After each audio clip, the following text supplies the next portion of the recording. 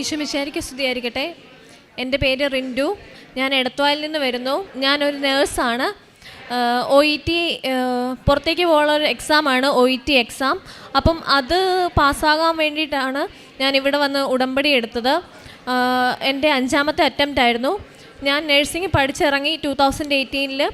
അപ്പം അന്ന് തൊട്ട് ഞാൻ OET എക്സാം എഴുതാനായിട്ടും പഠിക്കാനായിട്ടും തുടങ്ങി. പഠിച്ചിറങ്ങിയ ഉടനെ ഞാനൊരു പ്രാവശ്യം എക്സാം എഴുതി, എനിക്ക് കിട്ടിയില്ലായിരുന്നു.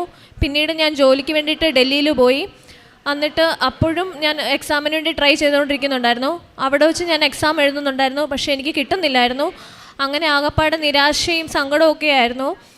ഞാനങ്ങനെ ഈ ജൂണിൽ റിസൈൻ ചെയ്ത് നാട്ടിൽ വന്നു. ഇവിടെ നാട്ടിൽ വന്നൊരു നല്ലൊരു ഇൻസ്റ്റിറ്റ്യൂട്ട് പഠിക്കാനായിട്ട് തിരഞ്ഞെടുത്തു. അങ്ങനെ ഇൻസ്റ്റിറ്റ്യൂട്ടിൽ പഠിക്കാൻ തുടങ്ങി. അപ്പം വീട്ടിൽ നിന്നും കൂട്ടുകാരും ഒക്കെ പറഞ്ഞു, നീ ഇവിടെ വന്ന് ഉടമ്പടി എടുക്ക്, ഇത്തവണ എന്തായാലും കിട്ടും, പാസ്സാകും. ഞാൻ പിന്നെ പ്രാർത്ഥിക്കുകയും ചെയ്തു. ഇതെൻ്റെ ലാസ്റ്റ് ചാൻസാണ്, ഇതിൽ കിട്ടണം എനിക്ക്. ഇനി കിട്ടിയില്ലെങ്കിൽ ഞാൻ ഇതിന് വരത്തില്ല എന്ന് പ്രാർത്ഥിക്കുകയും ചെയ്തു. അങ്ങനെ ഞാൻ കൃപാസനത്തിൽ വന്നു.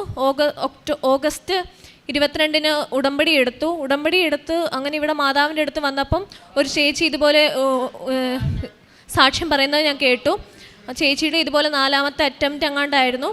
അങ്ങനെ എഴുതി പാസ്സായി ഇവിടെ വന്ന് സാക്ഷ്യം പറയുമായിരുന്നു. അപ്പം ഞാൻ മാതാവിനോട് പറഞ്ഞു, മാതാവേ, എനിക്ക് ഇതുപോലെ വന്ന് സാക്ഷ്യം പറയാൻ എന്നെ അനുഗ്രഹിക്കണേന്ന്.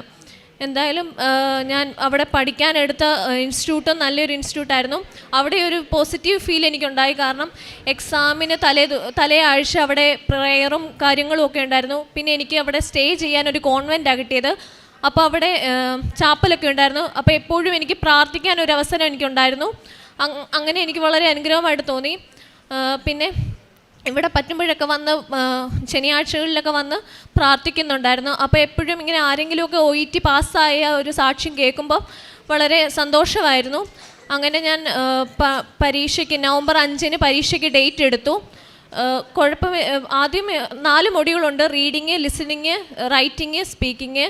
അപ്പം സ്പീക്കിംഗ് ആണ് എനിക്ക് ഏറ്റവും പാടെന്ന് വെച്ചാൽ എനിക്കൊരാളുടെ മുന്നിൽ പോയിരുന്ന് സംസാരിക്കാൻ കോൺഫിഡൻസ് കുറവാണ്. അപ്പം പറയാൻ അറിയാമെങ്കിലും കോൺഫിഡൻസ് ഇല്ലാത്തതുകൊണ്ട് പേടി കാരണം എപ്പോഴും തെറ്റിപ്പോവുകയും ഒക്കെ ആയിരുന്നു. അത് കാരണം എനിക്ക് ഭയങ്കര സങ്കടമായിരുന്നു. അപ്പം ഞാൻ പ്രാർത്ഥിക്കാനും, ദൈവമേ എനിക്ക് ധൈര്യം തരണേ സംസാരിക്കാനായിട്ട്. അപ്പം എൻ്റെ ഒരു കൂടെ വർക്ക് ചെയ്തൊരു ചേച്ചി ഉണ്ടായിരുന്നു. അപ്പോൾ ചേച്ചി പറയും, എടി മോശ സംസാരിക്കാൻ കഴിവില്ലാത്തനായിരുന്നു, വിക്കനായിരുന്നു, ദൈവം സഹായിച്ചത് സംസാരിക്കാനായിട്ട്. അപ്പം നീ ധൈര്യമായിട്ട് പൊക്കോ, നിനക്ക് പറ്റും പറയാനായിട്ട്. അങ്ങനെ ഞാൻ എക്സാം ഹോളിൽ കയറി ഞാൻ കൂളായിട്ടിരുന്നു, പ്രാർത്ഥിച്ചുകൊണ്ടിരുന്നു. ഇവിടെ എക്സാമിന് മുന്നേ അച്ഛനെ കാണാൻ വന്നപ്പോൾ അച്ഛൻ ഒരു ലോക്കറ്റ് വന്നിട്ട് പറഞ്ഞു, ഇത് പുസ്തകത്തിൽ വെച്ച് വിശ്വാസ പ്രമാണം ചെല്ലണം, പഠിച്ചു കഴിയുമ്പോൾ സ്വർഗ്ഗസ്നാപിതാവേ നന്മ ചെല്ലണമെന്ന്.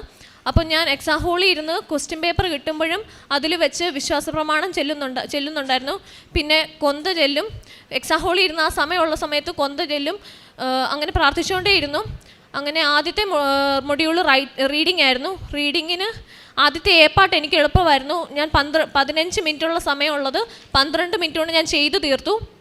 അങ്ങനെ പിന്നെ അടുത്ത് ചെയ്യാനുള്ളത് എനിക്ക് സമയം പോലും കിട്ടുന്നില്ലായിരുന്നു. എന്നിട്ട് ഞാൻ പ്രാർത്ഥിച്ചുകൊണ്ട്, മാതാവേ ഇത് ശരിയായിരിക്കണേന്ന് ഓപ്ഷൻസ് ഉണ്ട്, അപ്പം വായിക്കാൻ സമയം കൂടെ കിട്ടുന്നില്ലായിരുന്നു. അപ്പം ഇത് ശരിയായിരിക്കണേ എന്ന് വിചാരിച്ചു ഓപ്ഷൻസ് ഞാൻ പ്രാർത്ഥിച്ചുകൊണ്ട് അങ്ങ് കറപ്പിച്ച് വെച്ചു. അങ്ങനെ റീഡിങ് കഴിഞ്ഞു, ലിസണിങ്ങും കഴിഞ്ഞു, കുഴപ്പമില്ലായിരുന്നു.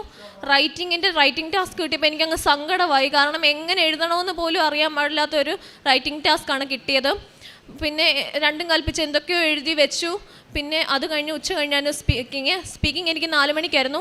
4 മണിയായിട്ട് പോലും എന്നെ വിളിക്കുന്നില്ലായിരുന്നു. അപ്പം ശരിക്കും അത്രയും സമയമൊക്കെ ആകുമ്പോൾ നമ്മളും മടുക്കും, അവിടെ സംസാരിക്കാൻ ഇരിക്കുന്നവരും മടുക്കുമായിരുന്നു. അത് കാരണം ഭയങ്കര സങ്കടമൊക്കെ ആയിരുന്നു. അപ്പം 4 മണിയൊക്കെ കഴിഞ്ഞപ്പോൾ എന്നെ വിളിച്ചു. അപ്പോൾ എനിക്ക് പെട്ടെന്ന് ടെൻഷൻ. അത്രയും നേരം എനിക്കൊരു കുഴപ്പമില്ലായിരുന്നു. സ്പീക്കിങ്ങിന് വിളിച്ചപ്പോൾ തൊട്ട് എനിക്ക് ടെൻഷൻ തുടങ്ങി.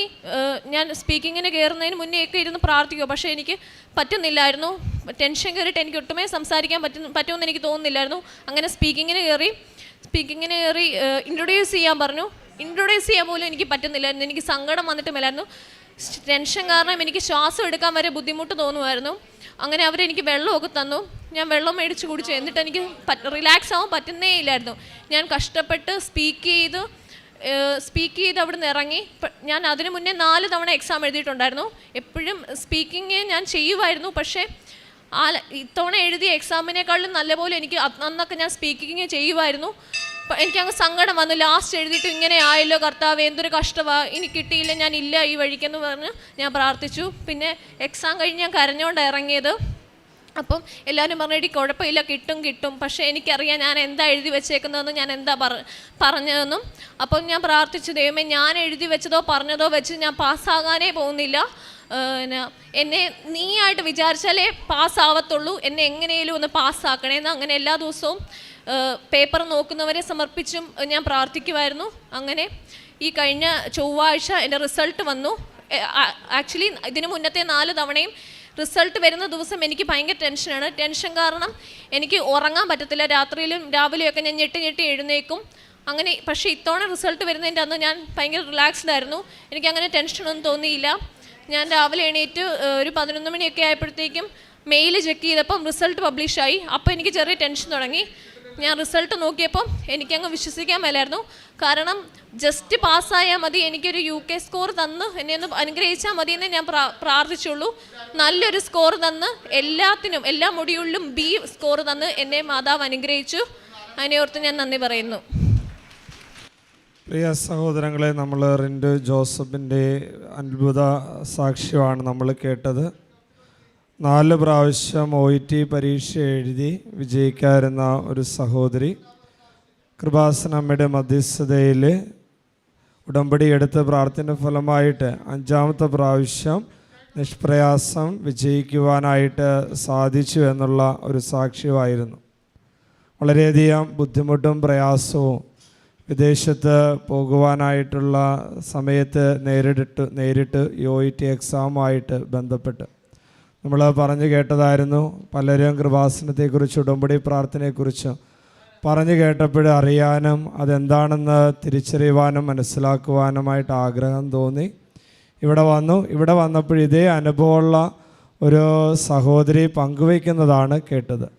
4 പ്രാവശ്യം ഇതേപോലെ തന്നെ OET എഴുതിയപ്പോൾ വിജയിക്കാതിരുന്ന ഒരു കുട്ടി വിജയിച്ചതിനെക്കുറിച്ച് പറയുന്ന സാക്ഷ്യമാണ്.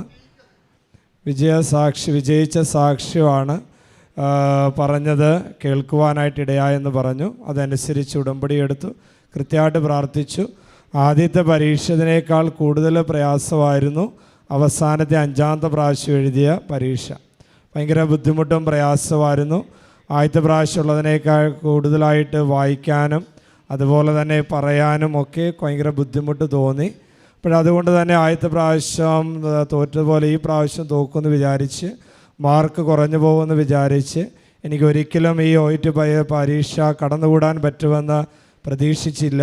പക്ഷേ എന്നാൽ മാർക്ക് വന്നപ്പോൾ ഒരു ടെൻഷനും ഇല്ലാതെ പഴയതിനെ അപേക്ഷിച്ച് കൂടുതൽ മാർക്ക് കിട്ടി. 4 പ്രാവശ്യം OET എഴുതി തോറ്റുപോയിട്ടും നമ്മുടെ കൃപാസന അമ്മയുടെ മധ്യസ്ഥതയിൽ വന്ന് പ്രാർത്ഥിച്ചപ്പോൾ 5ാമത്തെ പ്രാവശ്യം എഴുതിയപ്പോൾ വിജയിച്ചു. അത് ആദ്യത്തെ പ്രാവശ്യം എഴുതിനേക്കാൾ ബുദ്ധിമുട്ടായിരുന്നു 5ാമത്തെ പ്രാവശ്യം പരീക്ഷ എഴുതിയപ്പോൾ. ആദ്യത്തെ പ്രാവശ്യം ഉള്ളതിനേക്കാൾ കൂടുതൽ ടെൻഷനായിരുന്നു. ആ ടെൻഷൻ കൂടിയിരുന്നു. വായിക്കാൻ പറ്റിയില്ല, നന്നായിട്ട് പറയാൻ പറ്റിയില്ല. പക്ഷെ 5ാമത്തെ പ്രാവശ്യം ഈ പരീക്ഷയ്ക്കൊരു പ്രത്യേകതയുണ്ടായിരുന്നു. പരിശുദ്ധ അമ്മയുടെ മധ്യസ്ഥം തേടി പ്രാർത്ഥിക്കുവാനും അമ്മയെ വിളിച്ച് അപേക്ഷിക്കുവാനിടയായി.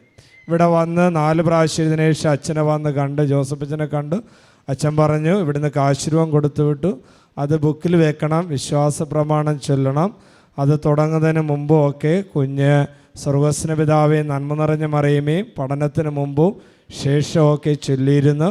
അതുപോലെ ഈ പരീക്ഷാ ഹാളിലായിരുന്നപ്പോൾ കൊന്ത ചൊല്ലി പ്രാർത്ഥിച്ച്, അതുപോലെ തന്നെ വിശ്വാസ പ്രമാണം ചൊല്ലി പരീക്ഷ അഭിമുഖീകരിച്ച് 4 പ്രാവശ്യം തോറ്റിട്ടും 5ാമത്തെ പ്രാവശ്യം കൃപാസന അമ്മയുടെ മധ്യസ്ഥതയിൽ പ്രാർത്ഥിച്ചപ്പോൾ നിഷ്പ്രയാസം വിജയിച്ച് അതിനുള്ള സാഹചര്യങ്ങൾ തെളിഞ്ഞ് പുറത്തു പോകാനുള്ള എല്ലാ കാര്യങ്ങളും നേടുവാൻ സാധിച്ചു. കൈയടിച്ചുയർത്തി നമുക്ക് പരിശുദ്ധ അമ്മയുടെ മധ്യസ്ഥതയിൽ ദൈവത്തെ മഹത്വപ്പെടുത്തുകയും ദൈവത്തിന് നന്ദി പറയുകയും ചെയ്യാം. അത്യപൂർവ ദൈവാനുഭവങ്ങൾ ഇനി നിങ്ങൾക്കും സ്വന്തം.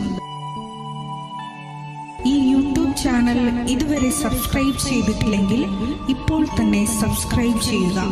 ഈ വീഡിയോ ഇപ്പോൾ തന്നെ നിങ്ങളുടെ സുഹൃത്തുക്കൾക്ക് ഷെയർ ചെയ്തുകൊണ്ട് കർത്താവിൻ്റെ പ്രേക്ഷിതരാകുക.